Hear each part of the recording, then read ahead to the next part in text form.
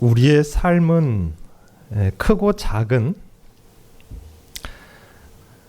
다양한 도구들과 함께 살아가는 삶이죠. 그 중에서 잘 닦고 고쳐가면서 오랫동안 익숙해진 이 도구들이 있습니다. 어떤 것은 뭐 수십 년씩 사용한 도구들도 있는데, 때로는 그런 도구들이 마치 나와 오랜 시간을 함께 살아온 동반자 같은 그런 느낌이 드는 우리 삶의 도구들도 있는 듯합니다. 예를 들면 오늘날 자동차라는 것은 생존과 생활에 필수적인 큰 도구 중에 하나죠.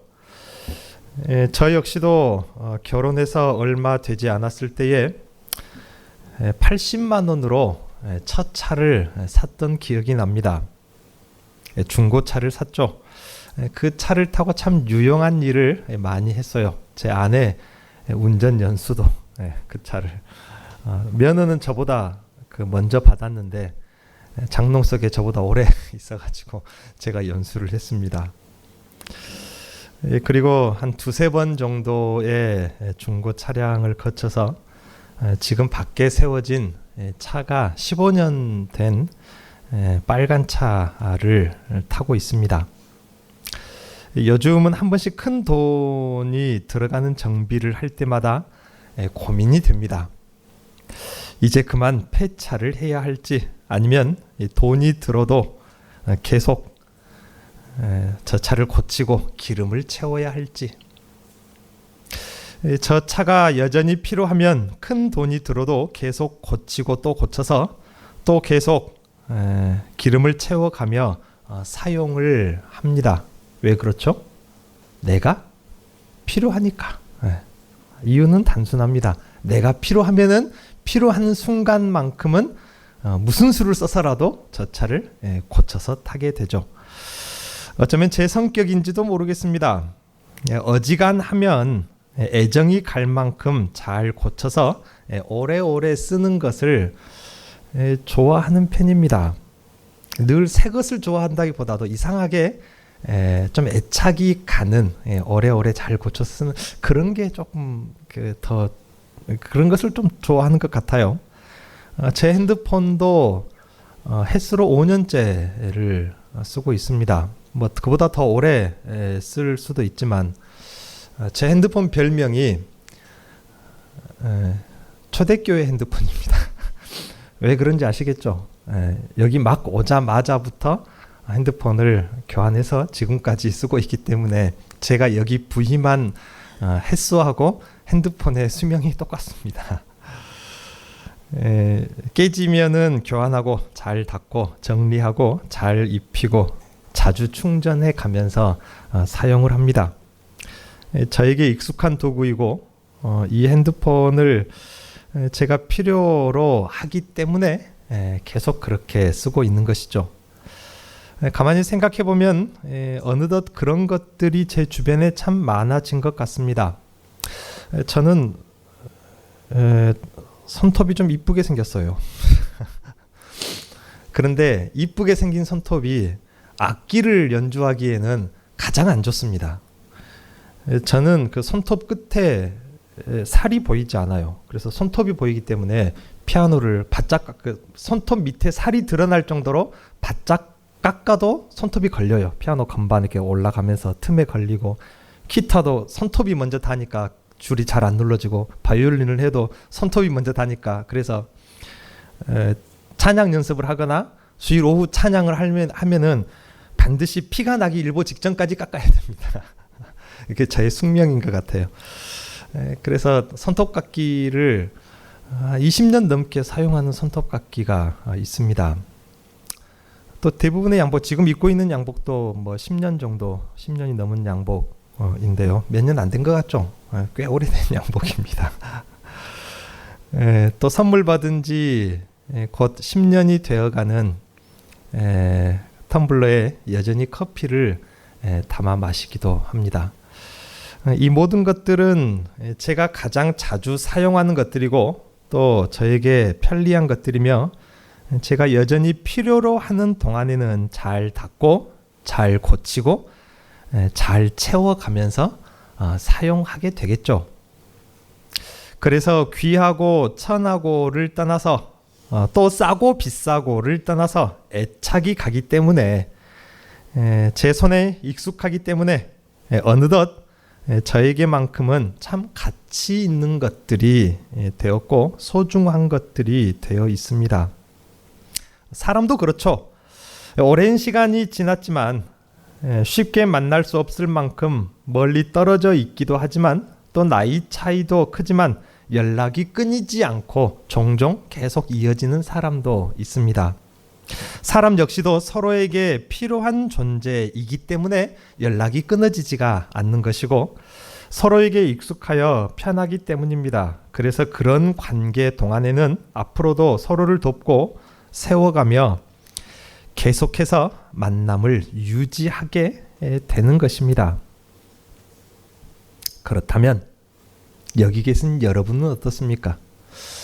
여러분은 하나님께 어떠한 도구입니까? 방금 말씀드린 그러한 도구와 같습니까?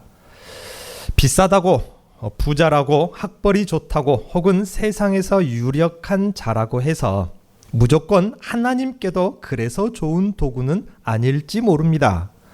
하나님께서 필요로 하는 도구, 하나님 손이 있다면, 하나님 손에 익숙한 도구, 오랜 시간 동행하여 애착을 가지시는 도구인가가 하나님께 좋은 도구, 하나님께서 가치 있게 여기는 도구가 아닐까 생각이 됩니다.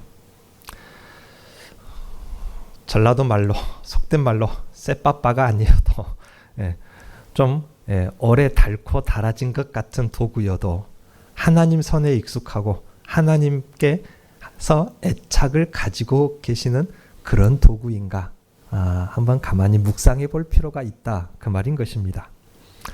그러한 도구라면 하나님께서 그러한 나를 잘 고쳐서 오래오래 사용하실 것입니다. 잘 닦아서 보관하실 것입니다. 아무데나 두지 않겠죠. 내가 애착이 간 내 손때 묻은 도구인데 아무 곳에나 보관하겠습니까? 잘 닦아서 보관하고 하시겠죠. 방전된 배터리도 만땅으로 채워가며 여러분을 사용하실 것입니다. 그분이 여러분을 필요로 하는 동안의 말입니다. 어쩌면 이것이 바로 사명자로서의 우리들의 삶입니다. 사명하면 보통 선교사님들이나 목사님들 정도를 생각하기 쉬운데 그렇지 않습니다. 모든 성도들은 사명적인 존재입니다. 이유 없이 필요 없이 구원받고 부름받은 성도는 단 한 사람도 없습니다. 그런데 보통 내게 주어진 사명이라고 하면은 왠지 모르게 손해라는 단어, 희생, 인내, 고생, 무거운 짐과 같은 이러한 말들이 먼저 스쳐가지 않습니까? 사명하면 내게 주어진 사명, 여러분 죽도록 충성하십시오. 그래서 헌신 예배 때만 되면은 뭐가 무거워집니까? 왠지 모르게 마음이 무거워집니다. 또 우리가 죽도록 충성해야 될라나 보다. 보통 사명하면은 그러한 단어들이 먼저 떠오릅니다. 왠지 모르게 손해를 당연히 봐야 될 것 같고, 희생하고 인내하고 참고 무거운 짐을 져야 될 것 같은. 그래서 사명을 강조하는 교회를 그다지 가고 싶어 하지 않고 또 그런 목사님들을 별로 좋아하지도 않습니다. 세상 먹고 살기도 힘든데 그렇지 않습니까? 그런 교회를 다니면 왠지 더 피곤해집니다. 주일날 가면은 몸도 마음도 사실 가벼워졌으면 좋겠는데 주일날 교회 갔다 오면은 아이고 몸이 더 무거워지고 마음도 무거워집니다. 오늘 또 죽어야 돼. 죽도록 충성하라는 소리만 듣고 오니까. 그래서인지 헌신 예배와 같은 설교를 듣는 시간은 왠지 거기에 해당되는 사람들의 마음이 무거워지는 듯 하기만 합니다. 여러분 어떻습니까? 정말로 그렇습니까? 정말로 사명을 받고 감당한다는 것이 무거운 짐입니까?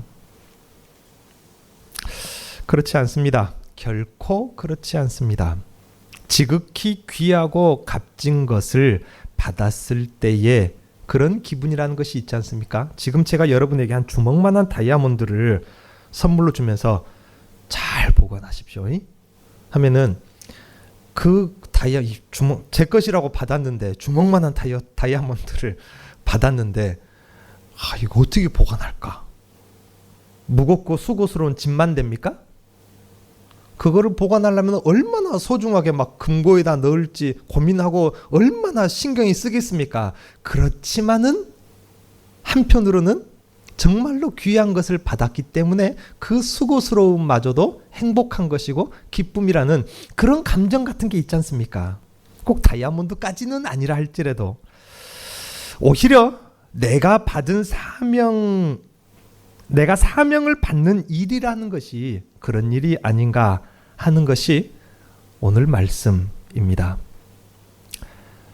사명, 헌신, 수고, 섬김, 봉사. 어떻게 보면 무거운 짐 맞습니다. 그렇지만은 그냥 무겁고 수고스럽고 깊이 하고 싶은 것으로만 끝나는 것이 아니라 방금 말씀드린 그런 정말로 값지고 귀한 것을 받았을 때 그런 수고스러움, 그런 무거움, 그런 부담, 이 우리가 사명을 받는 일이라는 것을 오늘 말씀 가운데 여러분이 조금 더 이해했으면 합니다. 앞에서 말씀드린 하나님이 나를 필요로 하는 순간인 것입니다. 하나님 손에 익숙한 하나님께서 하실 작업에 안성맞춤인 그러한 도구가 되는 순간인 것입니다. 내 인생이 비로소 가치 있어지는 순간인 것입니다. 큰 건물을 세우는 일, 큰 돈 들어가는 일, 매우 어려운 기술이나 정말로 고차원적인 지식을 사용해야 하는 일, 많은 사람 앞에 서는 일에 쓰임 받을 때만 귀한 사명자가 되는 것은 아닙니다.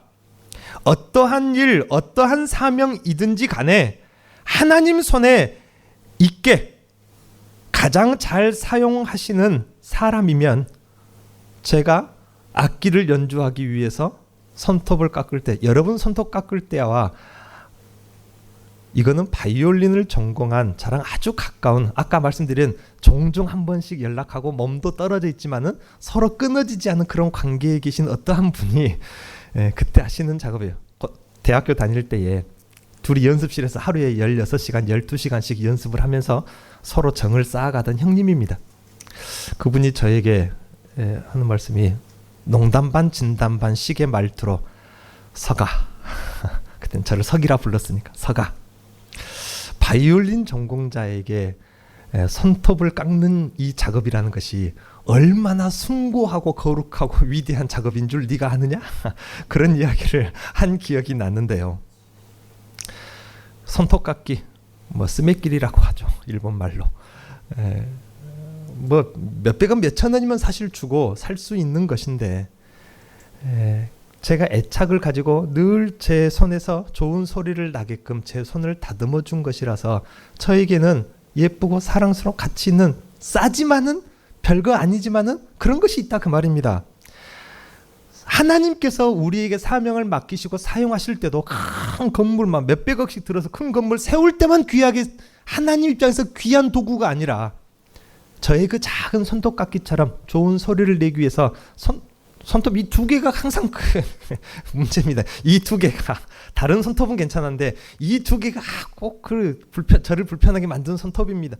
이 손톱을 예쁘게 다듬는 작고 사소하지만 저에게 소중한 그 손톱깎이와 같이 하나님께서 저에게 꼭 필요한 그 순간에 안성맞춤으로 사용되어진다면 그와 같이 가치 있게 여기는 것이 아닌가. 제 손에 꼭 맞는 손톱깎이예요.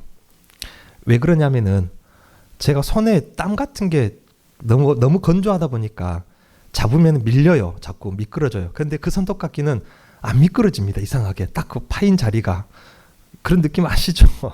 그래가지고 저는 기타를 쳐야 되거나 바이올린 하거나 피아노를 치기 전에 항상 그 손톱깎이를 찾습니다. 어디 있지 하고 그 손톱깎이를 찾아요. 그래서 제 손에 딱 맞는 그게 있다 그 말입니다. 우리가 사소한 일을 하는 것 같아도 하나님이 딱 필요한 그 순간에 그 자리에 있다면은 하나님이 정말 애착을 가진 하나님 손에 익은 그런 사람이 되는 것이라 그 말씀입니다. 그런 사람이면 하나님께 참 좋은 도구인 것입니다. 그러므로 사명이란 결코 무거운 짐만 되거나 고난만 되거나 손해만 되는 것은 아닌 것입니다. 나를 진정으로 가치 있게 만들어주는 순간이 사명을 받는 순간입니다. 내가 하나님 보실 때 가장 멋있어지는 순간인 것입니다. 사명이란 나를 필요로 하시는 동안은, 다시 말씀드릴까요? 그분이 나를 필요로 하시는 동안은 무슨 일이 있어도 나와 동행해 주시겠다고 손가락 걸고 약속해 주시는 것과 똑같은 것입니다. 내가 너를 써야겠다. 하나님께서 나를 필요로 하는 동안만큼은 하나님께서 무슨 일이 있어도 하나님 손에서 나를 떠나지 않게 해주시겠다. 그 말인 것이라 그 말입니다. 사명이란 그분의 손에 들려진 것이기 때문에 하나님이 일하시는 그 현장에 있게 되는 것이고, 하나님의 일하심을 목격하게 되는 순간도 사명의 현장에서 일어나는 일인 것입니다. 사명이란 하나님이 하나님 자신의 능력과 은혜를 약속해 주시는 방편인 것입니다.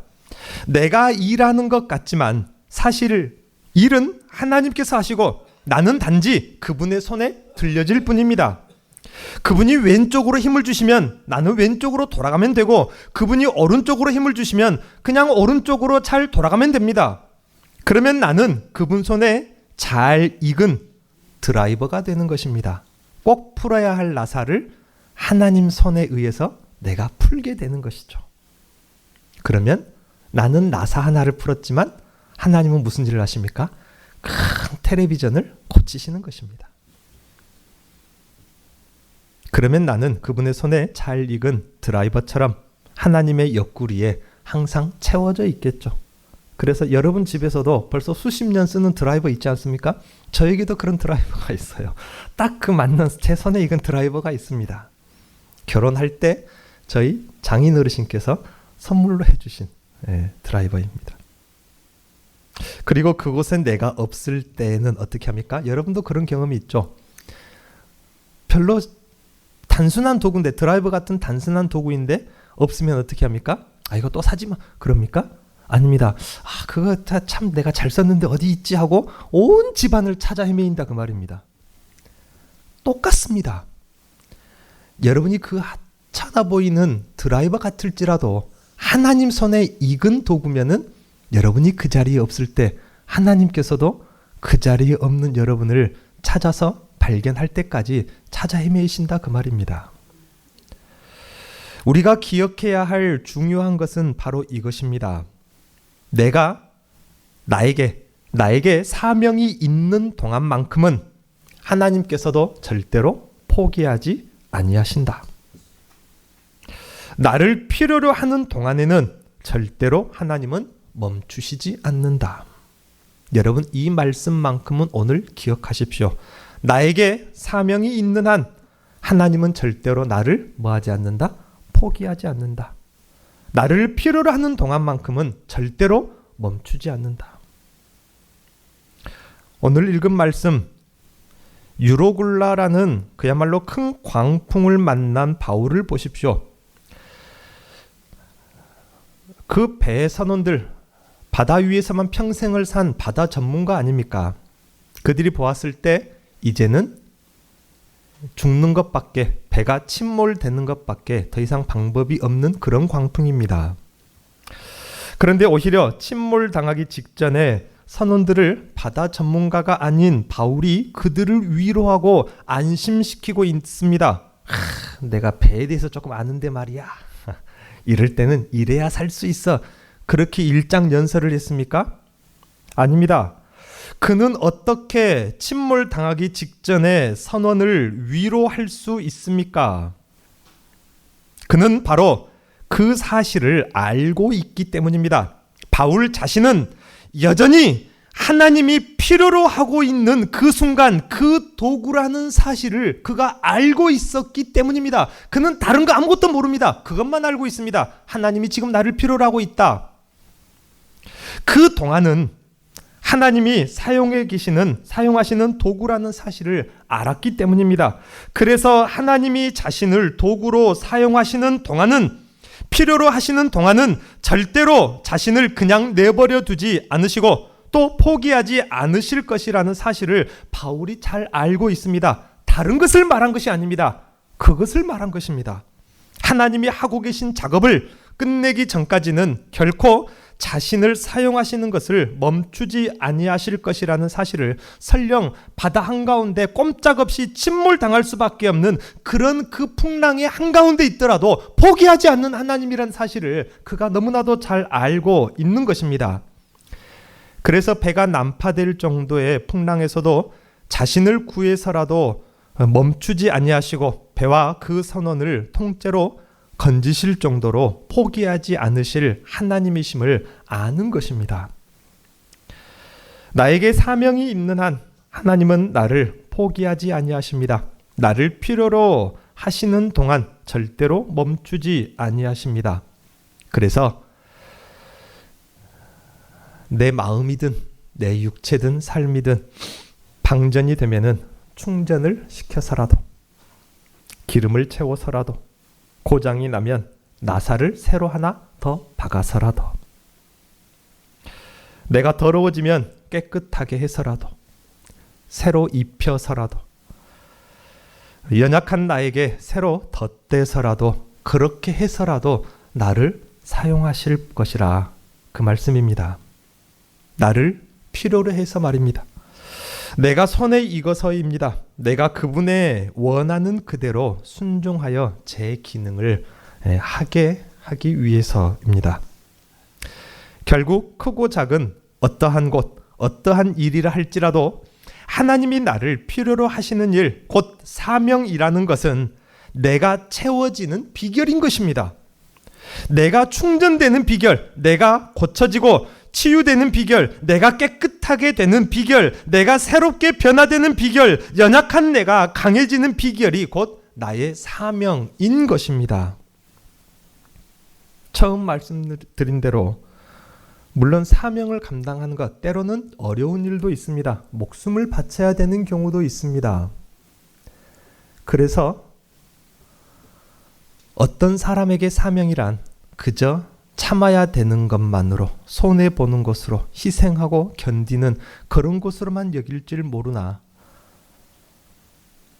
하나님께서 나를 쓰시는 동안만큼은 나를 채우시고 나를 고치시고 나를 새롭게 하시고 강하게 하셔서 사용하시는 것을 아는 사람은 단순히 견디는 것으로 끝나지 아니하시고 내가 채워지고 강해지는 비결인 것을 안다, 그 말입니다. 여러분의 인생이 어떻습니까? 유로굴라 같은 큰 광풍을 만나진 않았습니까? 그래서 여러분의 인생 근간까지 송두리째 흔들리고 침몰하기 직전에 그런 경우도 여러분 몇 차례 있었으리라 생각을 합니다. 그렇다면 하나님 앞에 서 있는 나, 그러한 나인지, 작고 하찮아 보여도 내가 여전히 사명이 있는지 이것을 확인해 보십시오. 내가 여전히 하나님 앞에 서 있는지. 물론 안절부절할 수밖에 없겠죠. 침몰할 수밖에 없는 그런 풍랑을 만났으니, 인생의 절대절명의 위기를 만났으니 불안하겠죠. 그러나 불안할지라도 이것을 확인해 보시라, 그 말입니다. 내가 여전히 하나님 앞에 서 있는지, 여전히 나에게 사명이 있는지. 그보다 더 큰 광풍이라도 상관없습니다. 하나님이 손을 뻗어서 꺼내주시고 나를 필요한 곳에 사용하실 때까지 하나님이 멈추지 않을 것이기 때문이죠. 온갖 일에 치여서 사람들을 스치며 내 마음이 완전히 방전돼 버린 그런 경험은 없습니까? 인생의 도로 위에 마치 앵꼬라고 말을 해야 좀 더 느낌이 와요. 앵꼬난 차처럼 서버리진 않았습니까? 움직일 기력도 없고 무기력한 상태. 그렇다면 여전히 나에게 하나님의 할 일이 있는지 이것을 확인해 보십시오. 하나님이 물질이나 건강이나 사람이나 지혜나 무엇이라도 채우셔서라도 그러한 여러분을 사용하실 것입니다. 여러분이 필요하니까. 내 몸도 마음도 오랫동안 굴러온 자동차처럼 여기저기 하나하나 고장이 나버리진 않았습니까? 구멍 난 곳도 있고 부러진 곳도 있고 터진 곳 투성입니까? 그래서 제 기능을 못하고 있진 않습니까? 그렇다면 하나님이 여전히 나를 필요로 하시는가를 확인해 보십시오. 그분은 훌륭한 정비공처럼 나를 잘 고치시고 또 고쳐서 그분이 필요로 하시는 그곳에 정확하게 나를 사용하실 분이기 때문입니다. 오래전 66세쯤으로 기억되는 목포의 어느 교회에 심우하시던 한 장로님은요, 한번 말씀을 드린 것 같은데 대장암 말기 진단을 어느 날 불현듯 받았습니다. 대장암이라는 것이 보통 말기가 되어서 증상이 나타나고 진단을 받는 경우가 많으니까요. 사실상 사형 선고를 받은 삶을 살게 되었습니다. 능력 있는 장비가 좋은 유수한 병원에서 종합적으로 받은 진단이기 때문에 이제는 어찌할 도리가 없는 시한부 인생이라는 것을 의사에게도 그 자신에게도 너무나도 분명하고 자명한 일이 되었습니다. 사실상 수술이 의미가 없는 그런 말기 상태인 것을 자기가 눈으로 봤을 거 아닙니까? 이제는 몇 달이 될지 모를 남은 인생 정리에 사실 들어가야 하는 때임을 그 자신이 너무 잘 압니다. 그래서 교회에 엎드려서 하나님께 기도를 하는데 어느 날은 자기가 죽을 때 죽더라도 죽기 전에 교회에서 꼭 하고 싶은 일이 마음에 생기더란 것입니다. 하나님, 내가 죽을 때 죽더라도 한 병원에서는 제 그때 기억으로 3달을 못 넘길 거라고 그런 진단을 받았다는 기억이 나요. 3달 안에 죽을 때 죽더라도 하나님 이 일은 꼭 하고 해보고 싶습니다. 하고 죽고 싶습니다. 그런 마음이 생기더랍니다. 자기가 죽기 전에 그 교회 일만큼은 꼭 하고 싶어졌고 그 일 때문에 점점 마음이 뜨거워지더랍니다. 내가 죽기 전에 너무 그 일을 하고 싶은데. 그래서 그는 기도하게 되었습니다. 하나님, 내가 죽기 전에 그 일만큼은 꼭 하게 해달라고. 살려달라고 기도한 것이 아니라 죽을 때 죽더라도 그 일만큼은 꼭 하고 주고 싶다고. 마음이 뜨거워진 만큼 간절하게 오히려 그 일만을 위해서 기도했습니다. 그랬더니 놀라운 일이 일어났습니다. 기가 막힐 일입니다. 여러분이 상상한 그것입니다. 사명을 위해서 기도했는데 하나님께서는 말기 암을 치료해 버리신 것입니다. 그를 고쳐서 다시 사용하신 것입니다. 아직 하나님은 그가 필요하니까, 하나님 손에 그가 익숙하니까 고쳐서 사용하신 것입니다. 제가 이 간증을 들었던 때가 말기암 진단을 받은 지 15년 정도라고 제가 그때 들은 기억이 나는데 10수년이 지난 때인데도 정정하게 살아 계셨습니다. 이것이 사명을 감당하려는 사람의 능력과 은혜가 되기도 합니다. 그렇다고 이제 네 일은 거기서 끝이다 라고 해도 서운할 거 없습니다. 바울을 보십시오. 뭐라고 고백합니까? 내가 이 땅에 조금이라도 더 살고 싶은데 주님이 나를 불렀고 어쩔 수 없이 죽어야겠다. 그렇게 말했습니까? 반대로 말했습니다. 나는 하루라도 빨리 주님 곁으로 가고 싶은데, 빌립보 교회 하는 그 편지에 적어진 말입니다. 나는 하루라도 빨리 주님 곁으로 가고 싶은데 주님이 나에게 맡기신 사명이 아직 있어가지고 내가 죽고 싶어도 죽지 못하고 너희들 곁에 있는 것이다. 바울은 그렇게 말합니다. 사명을 마치고 이제는 수고했으니까 와라. 얼마나 감사합니까? 드디어 내가 쉴 날이 없구나.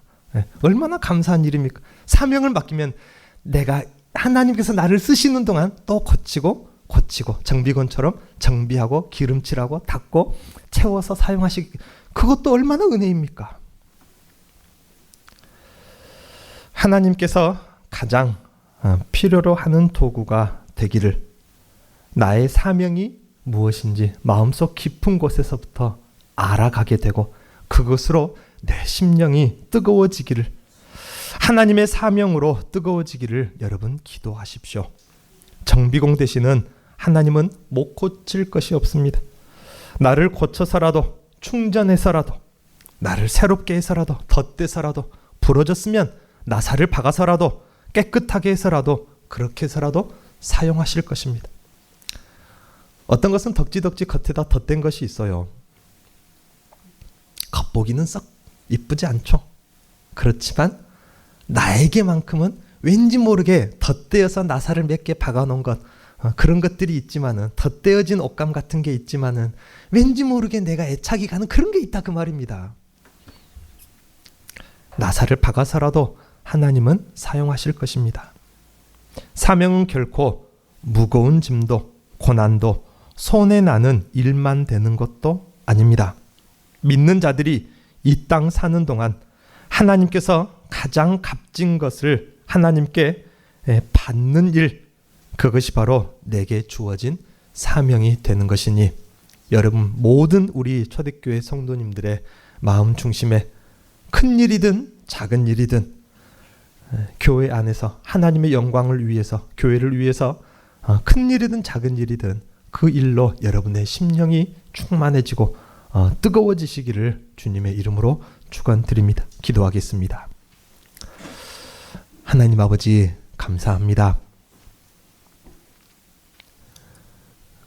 우리가 비록 오랜 고목같이 이제 쓰러질 날만을 기다린다 할지는 몰라도 주님 집에 심겨진 나무와 같으니 우리 모든 사람들이 하나님의 영광을 위하여서 뭐라도 해드리고 싶은 마음에 우리의 심령이 뜨거워지게 하시고 그것이 기도가 되게 하시며 하나님께서 손때 묵은 그러한 도구가 되게 하시고 하나님께서 익숙하게 사용하시는, 제자리 없을 때는 온 집을 더듬어서라도 사용하시는 그러한 도구가 되게 하여 주옵소서. 우리가 바닥났을 때에 채워주시고 부러졌을 때에 붙여주시고 헐벗었을 때 입혀주시고 더러웠을 때 깨끗하게 하여 주셔서 하나님께서 우리를 부르시는 그 마지막 순간까지 하나님께서 가장 애착을 가지고 사용하는 하나님 손에 들린 도구가 되게 하여 주옵소서. 예수님의 이름으로 기도하옵나이다. 아멘.